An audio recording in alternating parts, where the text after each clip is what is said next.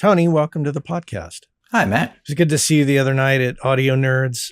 Didn't get a chance to chat with you much, but we're going to do that right now. So, audience, what we're going to do is we're going to encapsulate a little bit of this that we typically talk about on the show, because Tony's got a little bit different angle to this than most guests. And I think you all are really going to benefit from it. But we will get a bit of the early days going. So first off, where were you raised? Where were you brought up? I started my long journey in Philadelphia, Pennsylvania, and grew up there.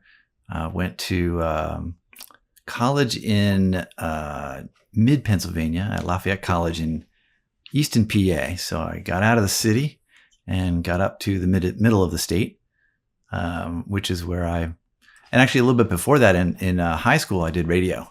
And that was my first angle in high school and college, was I was heading in radio. And during college realized, I know I was on track for this, but I'm not actually sure anymore, because that's what college is all about, changing your mind. And the day after graduating college, a bunch of friends were driving across country from the Philly, PA area out to the West Coast. And I said, well, that sounds cool. Sure.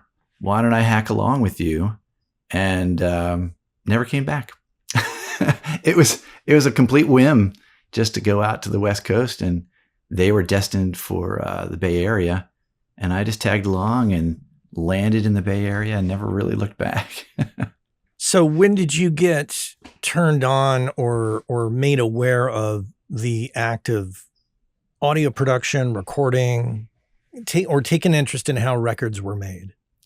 Yeah, I would say that was part of my reboot, one of my first reboots of many. Since I was sort of headed into radio, I was really interested in that. And in my mind, I thought, well, radio was a little bit too much about the commercial aspects of music and the selling to the public and getting ad revenue. And I thought, I kind of want to get a little closer to the heart of the art and the music and the artists themselves. And it was kind of a logical step to say, well, recording studios would be the step before that. And the Bay Area in the early 90s was pretty active in that way. There was a lot of starting to have small studios. A lot of the big studios were doing their thing still. But there was a lot of small studios springing up. And that really appealed to me. I thought, wow, what if I was a little bit closer to the spark of creation? And I'd always been very technical. I was always like the guy who would set up someone's stereo for them. Right. Or the guy who would tell them, your speakers aren't placed quite right. And if you did this instead of that, it would sound better. And always tinkering with my own home system. And I had a band in college, and I was always in charge of tracking the band, but it wasn't really done in with a mind towards doing it correct. It was just, I was kind of the default guy, and nobody else kind of wanted to do it. So I was the one who would set up a way to record it in some way. And it probably sprung from my experience recording my own band, where I realized, there's probably more to this. And that's when the Bay Area gave me a lot of lessons in that way, through internships and first gigs and learning how the sausage really is made. So the early 90s in the Bay Area, I just went to town. I think I started with the Mix Magazine Guide to Recording Studios. They had I think it was maybe an annual issue. They put out a list of all the studios. I think that's how it worked. And so I just pummeled them all with my terrible resume and looked for gigs in studios, quickly realizing that most of them were very small shops, just a few people. And it wasn't exactly like a company that has room for extra folks, but eventually landed a internship at one studio, learned a lot from that, got a gig in a commercial studio that did tape duplication for radio advertisements. And so all day long, I would take these radio ads that somebody had recorded in a studio and take I think it was like 1/8 inch reel to reel, and cue it up and copy it off onto another dozen reel to reels. And just assembly line, get out the razor blade and chop each one out and turn one tape into 12 and then ship them off out to all the radio stations so that they had their ads. So that gave me a peek into the commercial side of it. But I would say the big bellwether for me was the introduction in, I think it was around 93, of the Tascam DA88. I had always been really attracted to live music and that sort of improvisational moment on stage, which can't really be reproduced in the studio a lot of the time, and that energy of the crowd. And when the Tascam DA88 was released, I realized, wait a minute. I did the math and said, you can get an hour and 50 minutes, almost 2 hours of recording on, 8 tracks for $10-15 on that tape. And you buy a few of those machines and you get 24 tracks. And for $50 or so, you can have the tape stock for recording almost 2 hours of live music. And you don't have to change tapes in the middle of the set. It's long enough to capture a live set. And the cost of the machines was so much less expensive than analog tape machines at the time that I realized I can start a business out of this. And I had just enough money to get a DA88 and a Mackie 1604 and started doing live recordings, multi-track recordings out in the clubs for local bands to get a real kind of pro level recording on site at their show. That turned out to be a great sort of niche market. Before that, you had to have an entire semi truck, the old school trucks with 2-inch tape machines to drive out on site and drop a split and do a pro recording was a really expensive approach. And I could do it with just one person and a much smaller imprint and a much lower budget. And so that opened up a whole new market for tracking live shows, which was great. And that was really where I sort of found my place. I really loved that, capturing that. And how did you approach the bands? How did you sell this service? Yeah, it was hard for them to believe that you could do this for such a cheap price. But I kind of came in and said, look, if you've ever been in the studio, you can tinker with things afterwards. If you hit a bad note, you can mute it. In a live recording, you can't do that unless you multi-track. And that was really appealing to a lot of people because they realized that their live shows, once in a while, it's true. People make mistakes. And that's the price of a live show. That's the beauty of the live show, really. But the best of both worlds is to be able to mute something. This was a little bit before we were in the era of truly cutting and pasting everything and having Pro Tools. So it was more about having fine control over each track and being able to mute something. Maybe jump in with an overdub of a bass track if it's isolated enough that you could drop in a better note to cover over a clam. But the bleed was such that you couldn't do a lot of editing in that way until Pro Tools came along a little bit later. Did you approach the bands before the gig, at the gig? Did you have deals with venues? I'm trying to understand the logistics of. Yeah, I think the local bands, it was more just word of mouth. And the bigger gigs through labels and through clubs became more reputation. A lot of times bands would come through town and they would say, hey, we want to track our show at the Fillmore or something. Who's your local guy? And so in that era, I made great relationships with all of the sound guys at each of the venues. And I got known for being able to come in and do a show and, to be honest, not screwing up their show, because you don't want to do something to a live show that gets in the way of it. They got a tough enough job. Right. You got to come in there and be neutral or make it better. And so the various crews at the various clubs got to know me as someone that would come in and maybe bring a couple extra nicer mics that would help their show out and help with setting up mics on stage a little bit, but mostly get the hell out of the way, because a number of them have had to deal with live recording engineers coming in and demanding things or changing the setup or having them to start late or something like that. And that's just not going to fly, especially on a union stage. It's not going to work. So it was a matter of making relationships with the clubs and some of the PA companies that were in the Bay Area that sort of service the various clubs. Also equipment rental companies. So a lot of the services around live music became my friends because I worked with them on so many gigs, and also my referral network. And that worked pretty well, the word of mouth of all that. So were you making a solid living off of that? Oh, no. Of course not. No. It was experimental. And I learned pretty quickly that it's temperamental. It came and went. You would get a few gigs, especially the touring season would also be very variable. I remember every year January was dead. December would be really hot. The fall would be really busy too because people were touring. But after a very busy fall in December, a lot of bands and a lot of venues cooled down for the month of January. And I saw that like, oh, there's a pattern to this. There's kind of a seasonal pattern. There were some steady customers, but not many. Because if you think about it, a live band only records a live album every, 5 years, 10 years maybe, or maybe just once ever in their career. So there's not a lot of repeat customers from the bands, but repeat customers eventually grew through the labels and the venues and the festivals. The festivals became a good part of the business after a while. But that sort of temperamental nature of my income taught me diversification is the key. And I know you've talked about this on the show a lot.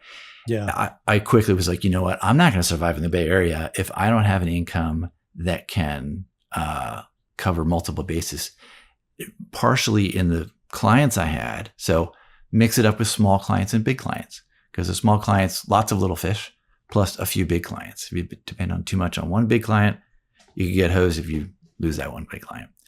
And you can't depend on the small fish because they come and go. So you got to have a mixture of both. But eventually I realized, I've got some equipment that nobody else has. And a couple of people started asking me, hey, can I rent that equipment from you? And I said, sure, I guess. And the DA88 and some of the other splitters and some of the unique gear that I had that nobody else had made me realize that I could turn this into another part of the business, which was equipment rental.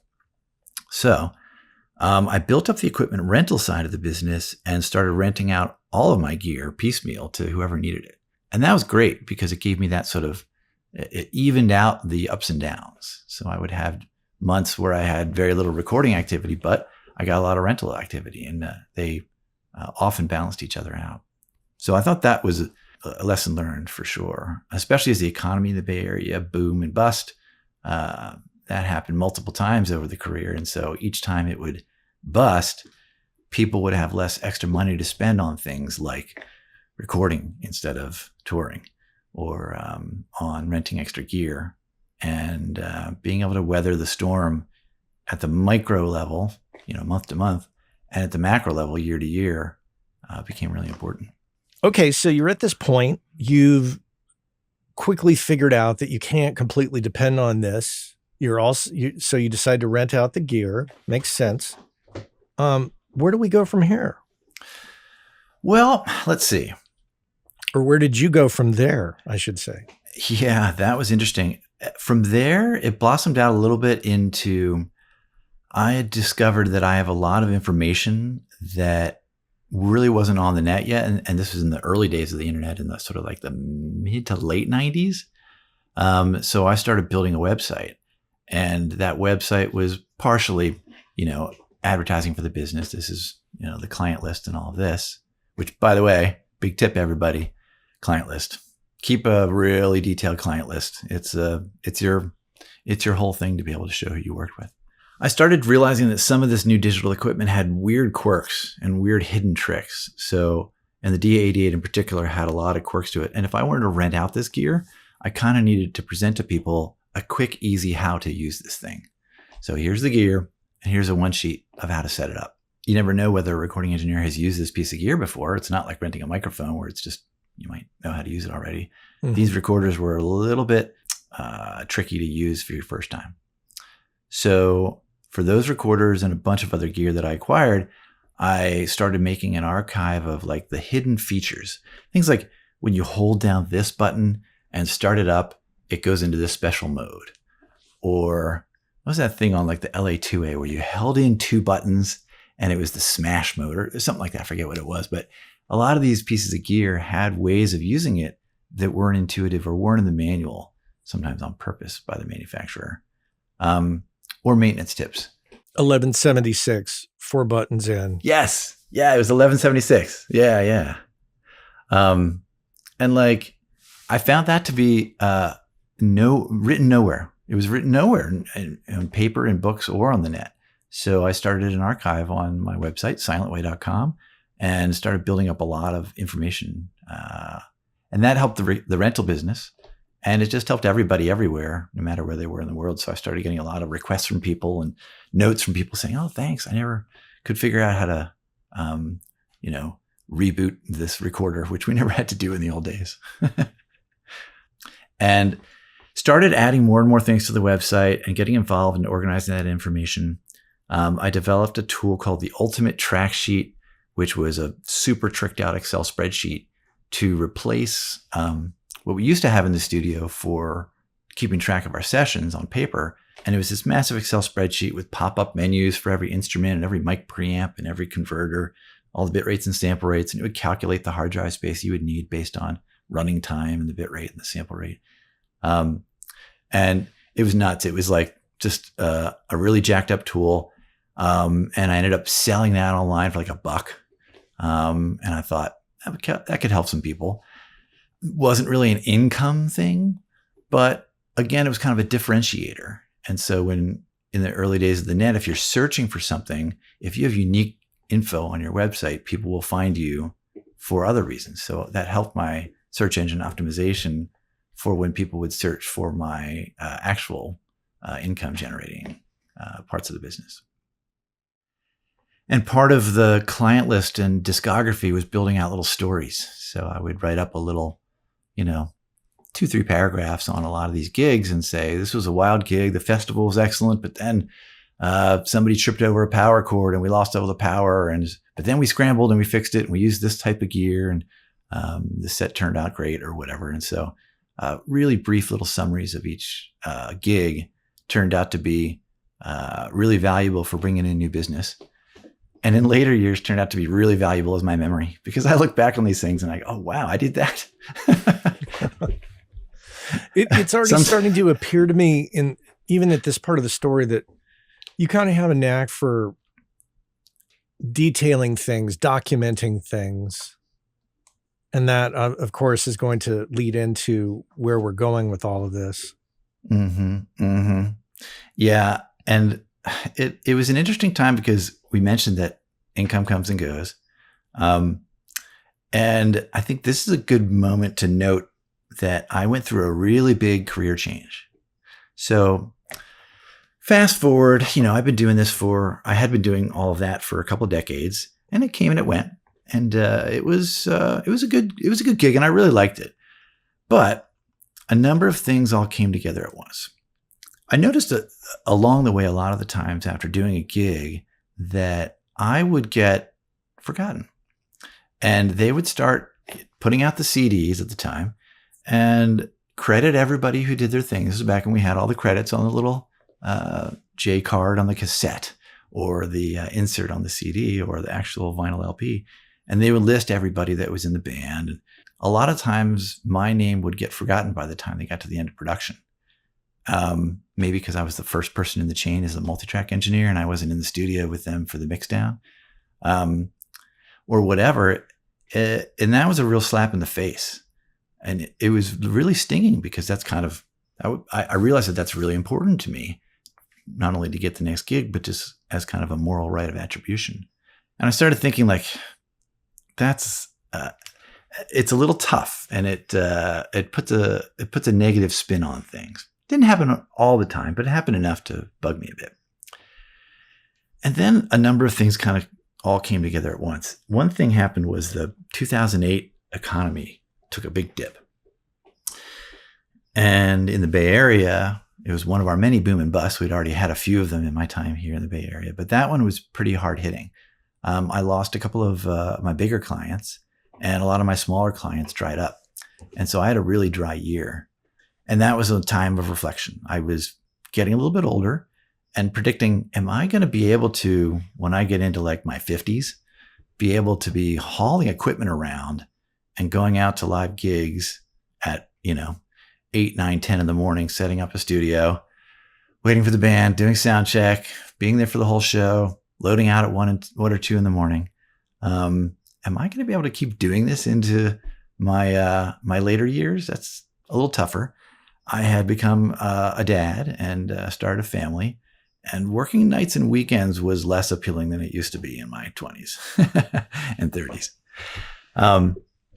And another technical change was happening around the same time. It just started to change in the live touring business, where the consoles were moving from being analog to being digital. The stage splits were not digital yet, but the consoles were starting to. The first generation of consoles came out, and they had very rudimentary recording capabilities built in. At the time, it was like, big 48 channel consoles could only record like 16 tracks or 18 tracks or something. But I could see where this was headed, that soon enough, my specialty of being able to come out with this quote unquote small system that fits into one van would soon be replaced by something much smaller than that. And I realized, I think my niche market is going to dry up a lot. And it became harder and harder to start to convince people to pay to do a good quality multi-track recording. I would often say, hey, I'm going to bring my Millennium Media Mic preamps and my tube preamps, and I'm going to make it a really good quality recording. And inevitably the client would say, yeah, I don't care. How many tracks can you do? and that was also a little tough to stomach, but I would always bring the good gear anyway, because I wanted to do a good job and deliver a good product and bring people back. So a lot of these things kind of conspired at the same time. And I thought, I think it's time to do something different. And here's a tip for the audience. I went to a career coach. I went to somebody who sat me down and interviewed me about what I do and what I want to do. And they presented to me an awesome exercise, which you can do yourself. It's basically a whiteboarding exercise where you just take a blank sheet of paper and free thought, just improvise off the top of your dome all the things that are rewarding to you and things that you've done in the past, whether it's personal or business, that you find rewarding, and things that you're drawn to when you're procrastinating the things that you should be doing. And so I wrote down all these things, and it's just, I like to do this. I like to, I enjoy at the end of a project putting it all together and organizing it and writing the track sheet and delivering that well-organized thing to the client. I enjoy organizing my music collection, digital and physical, and a bunch of other things. And this person looked at this list and said, there's a huge theme here. You're really interested in organizing information. And I never looked at it that way. I never realized that that's a thing. And they said, that is actually a career. At the time, it was transitioning, but it used to be called being a librarian. Now it's called being an information scientist in the digital era. But essentially, you are somebody who's drawn to, when you see a bunch of disparate information, you want to put it in columns. You want to organize it. You want to present it in a way that's useful to the user. This person said, you could consider going to get a new degree in this. And I said, oh, great. Sign me up. This is awesome. So I went and I got a master's degree in information science, specializing in music data. How long did that take? That was all online. It had just become an all online program, and it took about 3 years. Luckily, I had the time because business was slow. And it was a great time in my life because I was a stay-at-home dad in part. I had become a father a few years before, and so it coincided well, so I could be at home. Here's where I'm going to take a beat and point out a privilege that I've got. Okay. And two things I want to acknowledge. Two moments in my life where I had a huge amount of privilege that I'm really thankful for, and I acknowledge that I'm lucky. One was when I was younger, when I first started the business, my family gave me a little bit of money. And that was what enabled me to buy my first DA-88. So that got me into the game right from the start. And it's something that people don't usually like to talk about as much, but I think it's important for people going into the game to know that some that came before you may have had different leg up. And I acknowledge that I had a real leg up there. That got me started. It got me through the first couple of lean years to be able to afford to buy that first machine. They were expensive at the first versions. Yeah, they were like in that time period, I think they were in the 3,000 to 4,000 range per unit. Yeah. And so I didn't have spare change doing my little temp jobs and interning and stuff. And the second big moment of privilege I had was in that rebooting phase was my wife. And I'm super thankful for her because at that time she was well employed and we've always been sort of a 2-income household, but it always switches who's earning more and who's able to carry the weight. And during that time, she totally carried the weight. My business had kind of gone into south. I wasn't earning much. I had a little bit of rental here and there, but I was able to really focus on that thing. So I'm super thankful for having a wife who could support the family during that time, and I could be a stay-at-home dad. I also want to bring it up that I think it's kind of it's an unspoken thing. I've mentioned it before. My wife has always had the corporate job, and I'm sure you might be almost in a similar situation yourself, that if it wasn't for our wives, things would have been a little different. For sure. Things would have been a little more dire, I think. For me, I can definitely tell you that, because weathering those ups and downs would have been a lot more challenging. Yeah. Yeah.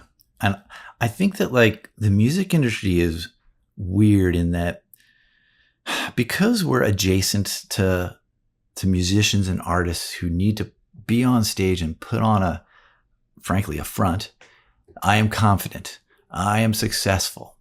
And in certain genres of music, that's really important. You gotta be up there and show that you got game. And it spills over sometimes into production side where people want to kind of flaunt what they got. And it's hard because it's a fine line. You want to be able to say, this is what I've done. I'm proud of what I've done. I've had this client or that client. I worked on this project. It was rewarding. But I never have been very good at sort of promoting myself in that way that goes over the line to braggadocio. You know, I'm not a good bragger. Well, and you take like that kind of braggadocious bravado, whatever you want to call it, thing, and some people's compulsion to front, and then you mix that with any level of machismo, which is, say what you will, there's predominantly males in our business. It can be a recipe for bullshit. Yeah. Oh, totally. And you can smell it when you're chatting with somebody about what they're up to. Some of my favorite conversations are when you chat with somebody and you're chatting for like half an hour, and then at the end they say, "Oh," I said, you were talking about that project where you had to, where somebody tripped over the power cord and killed the take.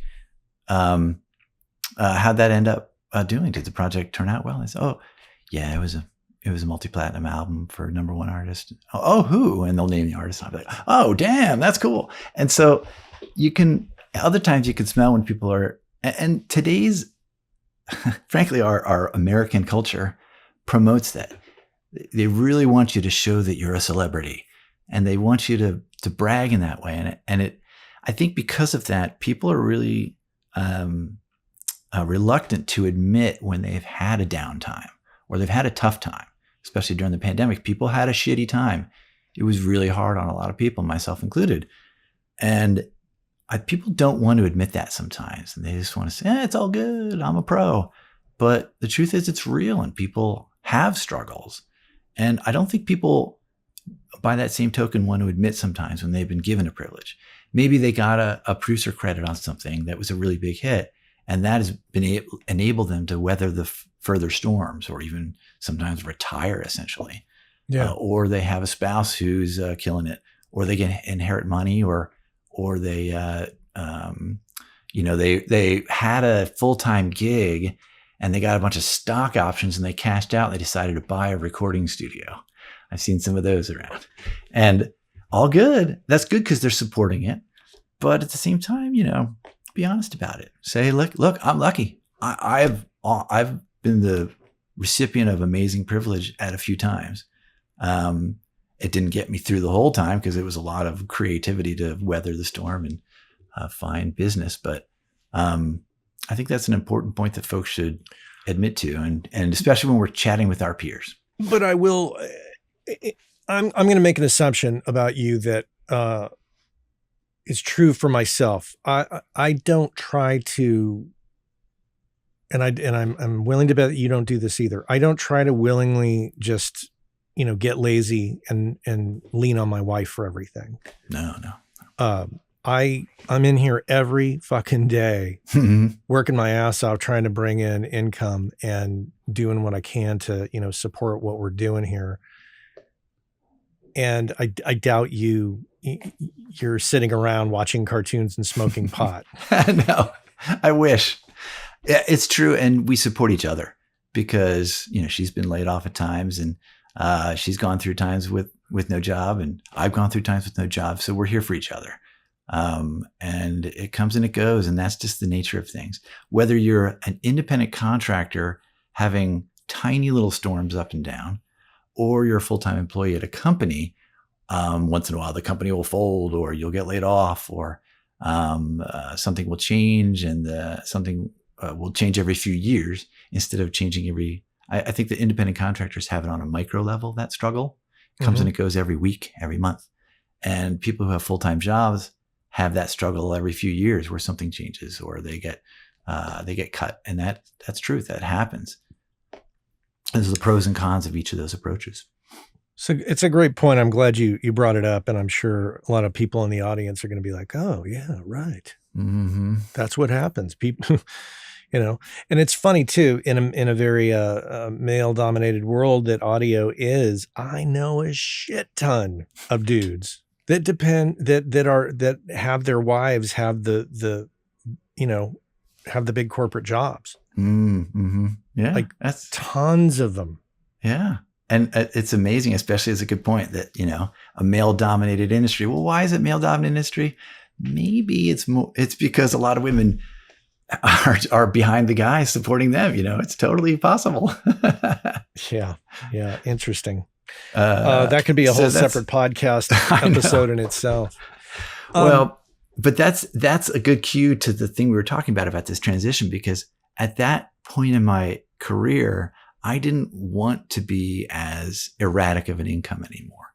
I needed something steady, because I was starting a family and I was settling down in a sense. And I worried that, I got a mortgage. So it was different than when I was renting. I had some responsibilities, and I thought, all these things adding up, all these signs on the wall point towards the fact that I need to get something full time. And so the master's degree in that work allowed me to research what that was going to be. And I went around and I interviewed a whole bunch of people in the industry about how data is exchanged and how data works. I learned about a standards body called DDEX. In fact, I learned about that standards body from Maureen Droney of the Recording Academy. Maureen is the one who tipped me off. In one of my interviews with Maureen, I said, I'm really interested in this thing. I'm doing this master's research. And she said, you should check out this organization called DDEX, which is a consortium of everybody from the music industry, representatives of all the companies in the space and independents, who sit down to agree on standards for how we exchange data. I think our audience is probably most familiar with the AES and a lot of the standards that the AES determines for audio. This is for data. Very similar model where people come together, they work collaboratively to build a standard way of expressing something so that everybody can use the same method. Instead of having to build 10 different systems, you can build one system. Say, for example, when you put out a new album, it gets issued in this specific XML format, which is created by the DDEX consortium. That format's called ERN. And every time a release goes out from a label or an independent artist, it gets sent in this format to all the music streaming services. And then the music streaming services only need to kind of build one pipe in. They don't need to build 10 different formats. They can build for just one. So this is all behind the scenes stuff that takes place, let's say, for example, on the indie level. Let's say I make an album, it gets uploaded to DistroKid. DistroKid supplies it to all the Apple Music, etc. That XML format is determined behind the scenes by them. Mm-hmm. Yeah, in agreement with the DDEX standard. That's right. DistroKid also uses this standard. So no matter what, it's interesting. It's kind of an even playing field for everybody. So if you are on Universal Music or you're self-released through DistroKid, the same file format is being sent to the music services. Apple's one minor exception. They actually use a different format. But what a surprise. But at least everybody only has to build for 2 formats instead of 20. Okay. So that's interesting that if you think about it, your music is going out in the same file format as the top artists, no matter what level you are. Okay. And so this was a real eye-opener for me. I was fascinated by this. I thought, this is really cool. I'm going to get involved with this more. And fed that into my master's research. And one of my core things in my research was trying to understand why someone like me as an engineer isn't shown on the music services when I play a track, or at the time it was download a track. Why don't I see the guitar player's name? Why don't I see the producer? Why don't I see the engineer and everybody who participated? And that was my master's thesis. What's the deal here? And I went deep into it and found that there's one part of the industry that hadn't been standardized yet, and that is gathering info in the studio. They had standardized each of the other legs of the chain, how it goes from the label out to the music service, how they do all the reporting back for usage and royalties. And there's 5 or 6 different legs of the chain that were all standardized. But we hadn't standardized how we collect information in the studio and hand it off from the studio to distribution. And so I worked with a whole bunch of other folks, and I proposed it in my master's degree, a master's thesis, and then found that some other folks had already started thinking about this. I joined up with them as part of DDEX, and eventually we created a standard called RIN, which is a standard XML format for expressing everything that happened in the studio, whether it's who played on it, what instrument they played on it, sessions, takes, multiple studios contributing to one end recording, gear. It even captures what gear you used if you wanted to capture all of that. And we realized that it was really hard to get that data into the pipeline if it isn't being gathered in the first place at the point of creation. With all of this investigation into all of that, I shifted my career. With this knowledge, I got a job at Pandora. At Pandora, I essentially became in charge of all the data coming into Pandora from the music distributors and the labels and the third-party services like lyrics and artist bios and artist images. And so I had a bird's eye view of what data was coming in and what data wasn't coming in. And I worked with all the partners who were delivering data to us at Pandora to say, first of all, you need to adhere to the standard. We need to make sure we get that same file format so that we don't have to build our systems multiple times. And while you're at it, if you have credits, please include them. And a lot of the labels said, oh, actually, we do have that data. Nobody really was asking for it. So we'd be happy to send it to you. And I said, party on, please do. And after a few years of receiving that data at Pandora, we built up a whole good supply of it. And I was really happy to be the lead on a project to add credits to Pandora. And so I think this was 2019 or so when we added credits to Pandora. So we show every single person that participated on the project. A couple of other music services had started to do this. Tidal's well known for being the first in this space. They listed a number of roles, but not all of them. And so at Pandora, I built it so that every single person, regardless of what their role is, even if it was a customized role, like one of my favorites is on a Beatles track where Jeff Emerick is credited for tape realization. I was like, I don't know, what is that? I don't know what that is. I still don't know. Maybe somebody's out there, they'll write in. Let me know. I'm still searching for what that means. But that was how they wanted to be credited. Or somebody playing a box or smashing a guitar, whatever the terminology is. Pandora shows that literally. And I was really proud of that achievement. And we showed to the industry that it could be done. And I think a lot of music services took note of that. And now I'm happy to say that a lot of music services do show credits. Apple just added it last year, did a great job on that. And other services have expanded what they show. And so now, even though folks don't always know it, you can often click on a little button that says show credits and you'll see everybody. Okay, I am gonna push back here, and I'm gonna be critical of Apple, and that is, and I'm sorry if any of my Apple friends are listening, if you're offended, but I got to call it out. It's still a work in progress, and it's getting better.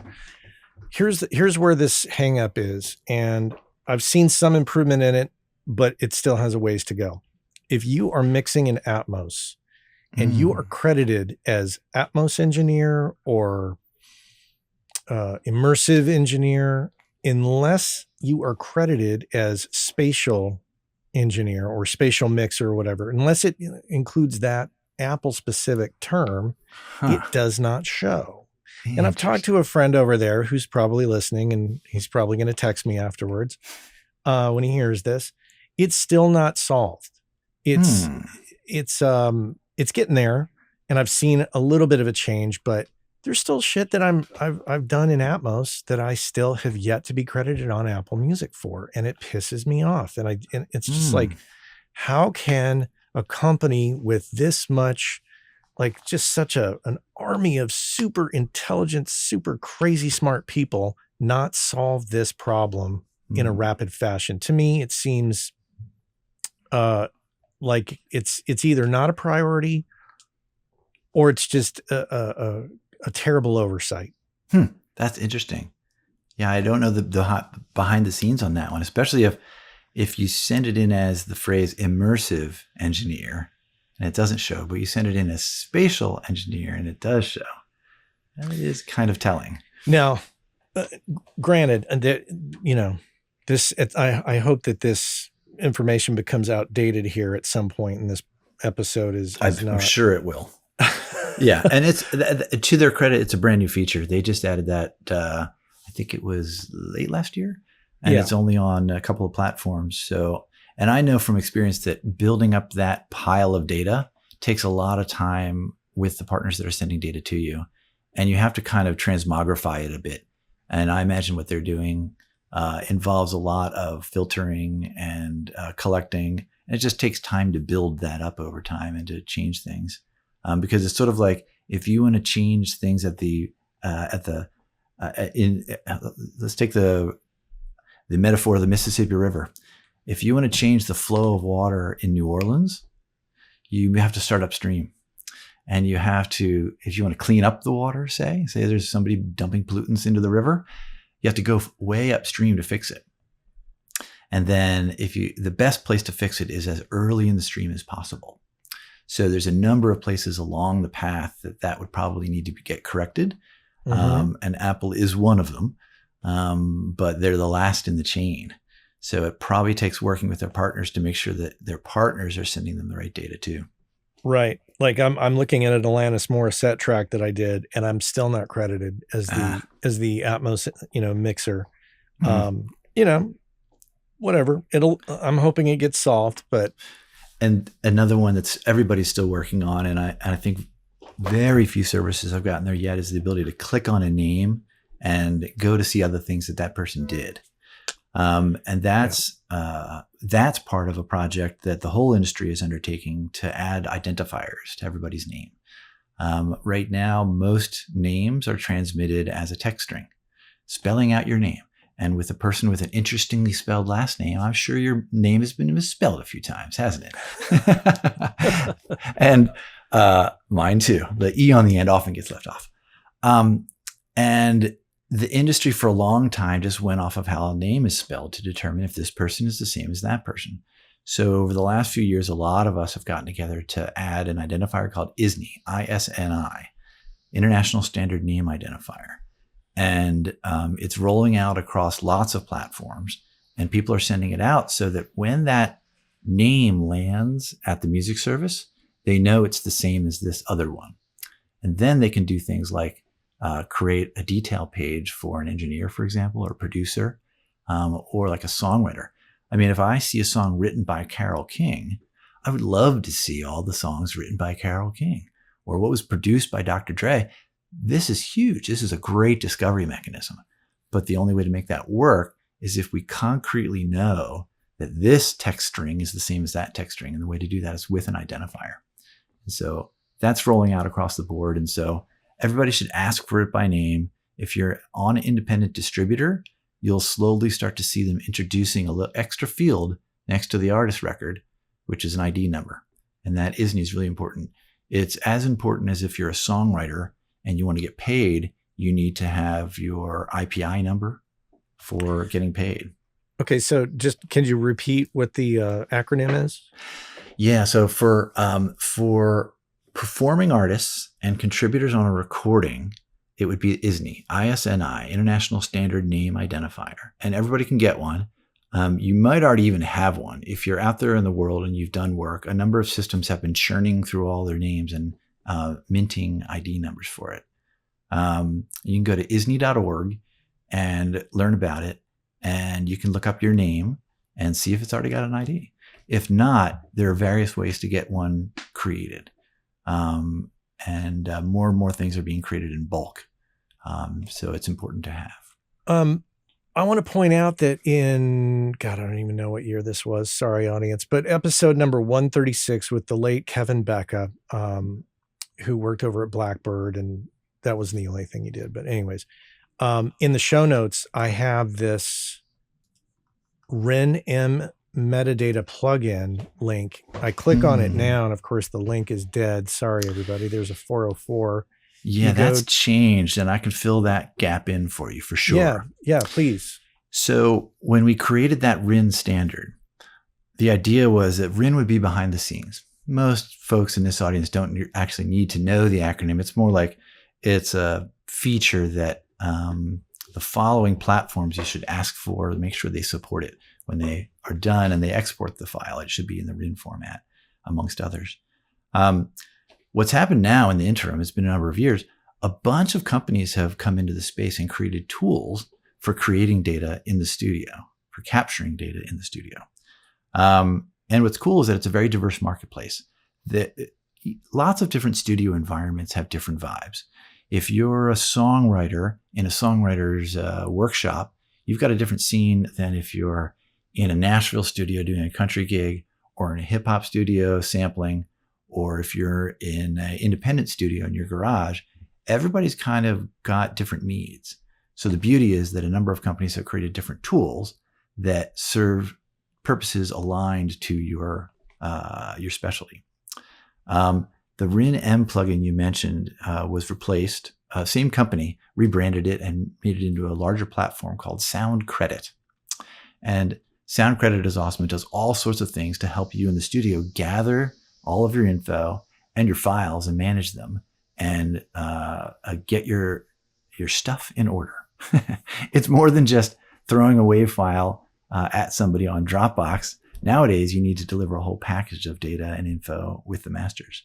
And Sound Credit is one of the platforms that helps us. So check them out. Another one, soundcredit.com. Another one is called Session.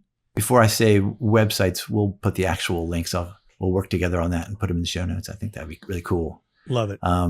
Session is pretty cool, and they gear towards a slightly different market. They're very focused on songwriters in the European market and studios of a different level. Sound Credit is really big in Nashville and big in independent world and growing in the pro world. Session kind of started with the pro world and it's filtering out to the independent world. So they each have different focus. Let's see, there's another one called Viva Sound. They have a product called Viva Collect. And they have also a specialty focus as well. And the beauty is that each of these have slightly different features. So shop around and choose the one that works best for you. And there's a number of other products that have come out to help people just monitor their credits. So there's a bunch of services that will look at what credits are out there and help you track them down and fine tune them. The most important thing to do, though, is if your credit is missing somewhere, is to go, like I said, to the top of the stream, the beginning of the river. And if you've uploaded it through, say, DistroKid, and it goes to a music service and it doesn't look good, instead of asking the music service or some website where it appears on to fix it, go back to the start. Go to DistroKid and correct it there, and it'll ripple out and flow downstream to all the other places. So always think in terms of, if you need to fix something, start at the source. Just like in the studio, we want to track it perfectly, get your mic placement good, instead of having to fix it in the mix later. Yeah. And this can be a bit of a challenge, I think, if you are further upstream in the process, like you mentioned earlier with you, tracking something in a live setting. People tend to get forgotten, and it takes a little bit of vigilance, I think, on everybody to be, it's up to, people to remember assistants and stuff like, people like that in the situation. But for sure, it also becomes challenging, I think, if you're working on the independent level, like I'm close with all my independent clients. So it's easy for me to just, text them or call them and just say, hey, could you take a look at this on your, Avid Play page, or your DistroKid page, or your TuneCore page, or whatever it is. Becomes a little more challenging in the major label world, dealing with some serious bureaucracy. It's really complicated. I worked at Warner Music Group for a while after Pandora, and I got to know sort of the complexity that's there. There's a whole army of people that are checking it every step of the way before it gets released. For an independent artist, you have complete control. You can go to DistroKid and change it right away. And if you're not seeing your credit somewhere, try going there, adding it, or updating it, or even just changing one thing and hitting refresh, basically. And you might find that it shows up on a number of services. But in some of the more complex workflows, like at major labels and at Apple in particular, you need to go through a process of a person making sure that that's accurate, because they're very strict about that. Because in many ways, that affects who gets paid. If you go in there and change a producer credit, that will affect who gets paid, or songwriter credit, that could affect that. So at major labels, they have you've heard of A&R people who are signing artists and working with artists to get their projects through the door. They have a whole team in some labels called A&R admin, the A&R administrators, whose job it is to collect all this information, make sure it's right, and then add it to the product before it goes out. And that's a difference in the independent market versus the major market. And so it does need to go through this vetting process, in a sense, where people sign off on it and say, oh, was this the sax player on that track? Yes, they were. Okay. Then it's okay to add that. And it is a bit of bureaucracy, and it's a little slower, but every label has a process for that. And if you're on a major label project that you weren't credited, contact the label and say, hey, here's my evidence. I was on the gig. Whatever evidence you need to show, please add my credit. And they all have a process for it. And it's just a matter of getting through the right person to get it noted. Let me ask you about Muse.ai. This is a service that I currently pay for. So Muse.ai is an interesting beast because it's very popular with those on the Engine Ears platform, mixed by Ali's thing that he's done. And what's interesting about it is you can you can claim your profile and you can start adding in credits. How they verify that, I don't know. And I like it. I like it's the ability to like sort things out and get it done. But I don't know if it's taken as seriously, or it's like if somebody looks at my Muse.ai page and then compare that to my, what What are the others? The old There's- school ones. Well, there's old school ones like All Music and Music All Music. Brains and Discogs. Another good one is Jaxsta. And they each use a slightly different approach. Muso AI is getting data post music service. So they're getting usage data and your spins, which is pretty cool because you can see your spins on it. Jaxsta, at least their metadata comes directly from the labels. And so I'm not sure of their music. I shouldn't say whether they get it directly from the labels or not. But I guess the end point is that both of them are sort of post distribution and label. So if you change something there, it won't be reflected on other music streaming services, for one. If you add a credit there, it won't be reflected on music services. But they aggregate things together in a cool way. And I've gone through that process on both of them to get to know them. By aggregating it together, you can see all your credits in one place, regardless of what label it was on and what the streams were on this platform versus that platform. And it's a cool service. It kind of presents your career in a way. None of them are entirely complete, though. I found differences for sure. Mm-hmm. If you look at any one, the ones that are crowdsourced, like Discogs and Music Brains, Wikipedia, they go through various approval processes to keep them as accurate as possible. But you can yourself go in there and update it and fix it. Whereas Muso and Jaxsta, you can correct something, but you have limited capabilities of adding things. They mainly rely on what's released in the public through official data. True. Which is a pro and a con. In one way, it's good because it's official data. Yeah. But it may not have all of your independent releases that may not be on a music service anymore. And I don't, I like to just be truthful about this stuff. I find the Muso.ai interface pleasing to use. I find All Music a total shit show, and it hasn't changed in years, and it might as well have come from 1997. So I'm going to just, call it out for what it is. It's awful, and it needs major improvement. Yeah, I've put together discographies on all the platforms, and they're all different. And I think the only one that is the best one is the one on my own website, because I know that it's got everything. But I use that as my source. And then I go to each one of the other ones and I see what's missing. At least my most popular stuff, the stuff that was Grammy nominated or whatever, things that are going to catch a name. I want to get those up there. But some of the biggest names I've recorded only put something out on vinyl, or it was a limited release. And so it isn't on a streaming service. And so I can't really point people to it to listen to it. But here's a picture of the record. And it's it becomes, I mean, look, this business is hard as it is, right? And there's all the, we could take all my, rantings about diversification and all that stuff, but just, survival is difficult. This is one extra level of detail that's important, but it's like you almost have to dedicate like a day a week to this task of staying on top of your credits. Mm-hmm.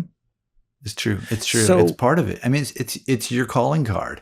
So just like you might spend time on your website to tell a little bit about your story, you should on your website in some way list your credits and make it a habit after each gig to go down and add it to your list. Make it easy so that you can do it that easily. If you can't do it that easily, then you won't get to it eventually and you'll miss some. I love that. I'm sure you've got not only thoughts about credits, but with this degree you have and your experience and the road you've traveled up to this point, I'm sure you have even some well-crafted opinions and experience on managing the data that we're generating daily. Pro Tools sessions, for example, Yeah. Yep. Yeah. That's backing up all the time. I think you've all got the memo to back it up. I was doing multi-track sessions of 3-4 hour shows.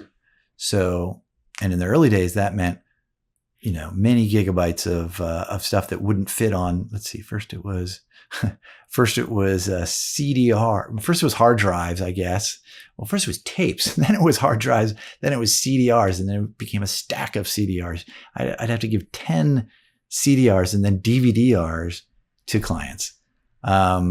and then eventually hard drives, and then thumb drives were smaller, and then Dropbox. And each step along the way, the media became more and more disposable, less and less longevity in these formats. So I did not keep stuff because it wasn't mine to own. I didn't keep it.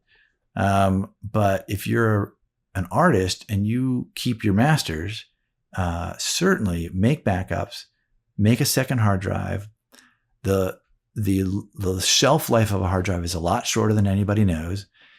Maybe solid state's better now. I'm not sure. But in my day of before solid state, I would rotate every drive every 5 years. And if I had an archive of stuff, I would copy it off on a new drive and get rid of the old drive, because bit rot's real and drives die and stiction's real. And you'll lose everything if you don't transfer it once in a while and get moving on to the next platform. And your data too. Keep track of everything in as open a model as you can so that it can be transferred to the inevitable next generation system, because every system and every format goes away and you need to be able to move it to the next format. Otherwise you won't have it for the next era. So if you've got stuff on like your own website on Wix or something, keep in mind that eventually you will need to change it. And for example, my website right now, silentway.com, is down. I had a platform that got outmoded and I had to take it down to do some upgrades. So I just redirect it to the Internet Archive right now. So you'll see something old, but you'll see something. And every single thing in the world will eventually change, just like we will. We all go away. So just plan for that by having a forward-thinking mentality to be ready for the next version of whatever it is, whether it's data or audio or everything. You know, I need to at some point, I got to just take you out to dinner or many beers and just pick your brain and tell you how I'm doing certain things and see if you approve. See if you can poke holes in my methods. I'd be glad to. I'm sure that I'll find more good than bad there, but there's always room for improvement, right? Yeah. And I get morbid like this in a lot. I've mentioned it on this show. It's like, my concern is my death. And, you know, obviously I don't want to die, but it's going to happen at some point. And I really want to have all my shit together from the perspective of, you know, where are all the podcast episodes? Where's all the client data from mixes over the years? You know, that's more than your legacy. A lot of times, especially for an artist, that's your income stream, and your estate as an artist or a producer who's got points on things and are getting paid in the future. If you don't have your catalog of what you've done together, then your heirs will not be able to keep track of what you're owed. And think how hard it is now for producers and songwriters and artists who are owed money and they have to go track it down in all these places. Think about their heirs trying to do that. That is not easy. So let's address it from this angle, because, you know, we're dealing in an audience of pro audio professionals in various areas of you know, production of whether it's music or film or games or whatever. What are your thoughts on our responsibility of, you know, the files? Like, for example, I wrapped up a mix yesterday and today I just kind of consolidated everything together. I made sure everything was buttoned up. And then I put it into my long-term archive, which is a 3-level system, you know, or 3 data point or three systems to cover this data. And hopefully one of them is offsite or in the cloud. So at least one of them is somewhere else. It is. Good. Yeah. So, but the responsibility, I question, like, should I make a copy of that? And yeah, that's tough. I always struggled with that. Cause like once in a while, a client would contact me and say, "Oh, damn, we lost our drive." One client contacted me and said, "I got carjacked and the drive is gone. Do you have backups?" And it was a couple of years later. And I said, "I probably do not. But I went into, and I found some old DVD-Rs because the Byrne had failed. And so I had half of the project on DVD-Rs, and I gave them my half failed DVD-R Byrne. So they got most of their stuff in that case. But I generally didn't keep it. And it's hard. I was always concerned because I didn't want to have that responsibility because they had paid for the project. And once I give it to them, it's their responsibility. So I think there's a lot of education of the client that needs to happen, and the public, the whole community, about how they should be preserving their legacy and their content, that after the project is done and your music is released, keep those multi-tracks because you'll need them later. You'll need to go back and remix it in Atmos. You'll need to do new formats, or you want to do a remix. Or somebody calls up and says, I want to use your stuff in a movie, but I want the instrumental version. And you never made instrumental versions. So you got to go back to the multi-tracks. That's a valuable thing. This is where I always feel like the parent in the equation. Like I save everything. And over time, it's costing me more and more money to do that. And I think I've figured out the next evolution of my long-term backup scheme that's going to have a short-term expense up front that's going to be a little under $2,000, but long-term, it won't cost me monthly. Good. You know what this makes me think of? Another one for the show notes. We'll look it up later and put it in the show notes. I love show notes. There's some folks who I just saw this recently, and I don't remember their name, so we'll look it up, who are on an effort to track down folks at studios who have piles of stuff in their attic and want to connect it to the owners. And the whole idea was tracking down where the artist is or their heirs, and get them their tapes. And I thought this was brilliant because it's a new income stream for those folks. They may not have known that the artist may not have known that it existed. And these guys were doing it in a mindset of, we're not trying to own this. We're trying to turn over because it's in the attic of like a studio in LA and they're moving, and it'll get thrown away if we don't get this to the true owners, which is the artist. Sometimes it's the label, depends on the situation. But I think that it should go to the artist sooner than later. And in the digital era, it can be in both places. That's good. But those are, especially the analog era, those original tapes need to be protected and put somewhere like Iron Mountain or someplace where it's safe. It's a good effort that I think if you're a studio owner sitting on a pile of stuff, it might be good to connect up with these folks and join their effort to they're kind of like a connector to the folks that from the folks that have stuff to the folks that should get stuff. I'll tell you something funny is, well, it's actually not even that funny. It's strange.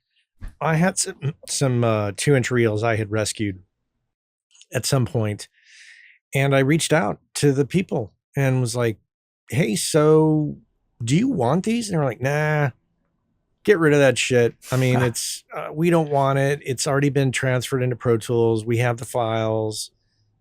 And I'm like, okay. So, away it went. That's too bad. You never know.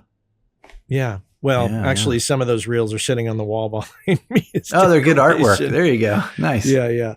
Well, so we're almost out of time, but I'm curious if you had a global message to the audio community, no matter their experience, about data and where we're at.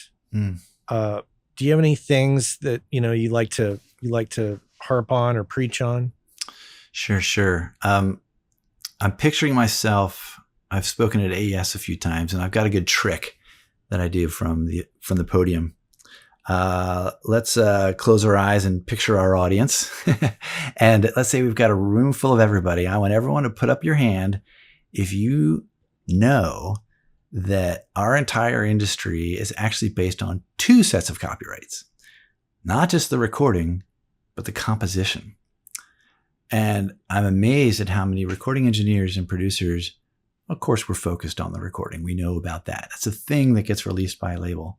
But the entire world of the composition copyright, who wrote that song, think of the sheet music, is not half of our industry, but a large chunk of our industry that is underserved. So I think it behooves everybody to know that a lot of the industry is run by two almost competing interests. There are parts of the industry that want to get those recordings out there and get them spinning on services and connect them to fans. There's a whole nother part of the industry that wants their songs to be instantiated in a recording and out to fans and covers made. So if you're interested in learning about a new part of the industry, there's a lot of work to be done on the composition side. Specifically, when you're in the studio, it's important to identify that there is a composition and there are songwriters. So it's not just the people that are in the room with you tracking. The people that wrote that song are owed money eventually, and it's really hard to identify them. So over the next couple of years, watch this space, because there'll be a big shift in the industry towards making sure that when we deliver our recordings, we're also delivering it with an identifier which represents the composition. And that identifier is ISWC, International Standard Work Code.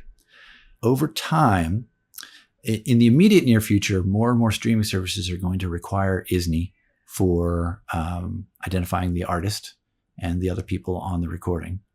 The next wave after that, more and more pressure will be put on all of us to identify the composition as well.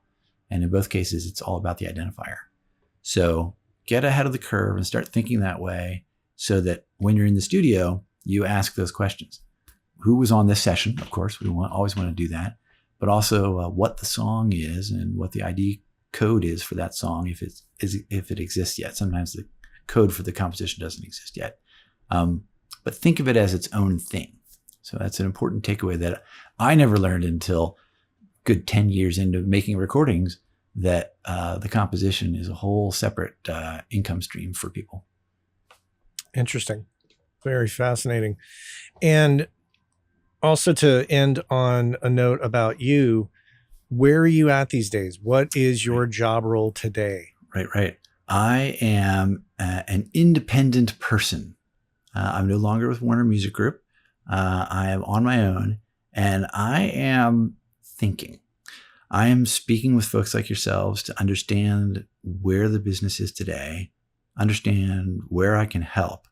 I'm doing some contracting, doing a little bit of consulting, and I'm considering whether I move into a full-time job again, or whether I go back to the world of being an independent contractor.